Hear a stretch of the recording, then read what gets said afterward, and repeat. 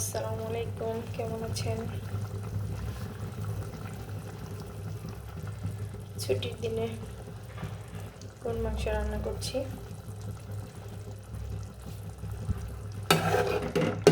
বাসায় আসছিলাম, ঢাকায় আসছিলাম।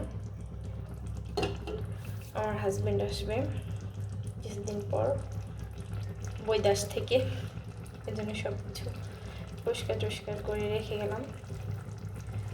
আবার সামনের সপ্তাহে আল্লাহ বাঁচায় রাখলে রিসিভ করবো তাকে।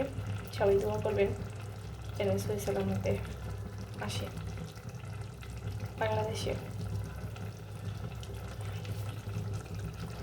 ছুটির দিনে আসলে সব কাজ জমে থাকে, ছুটির দিনে করতে হয়।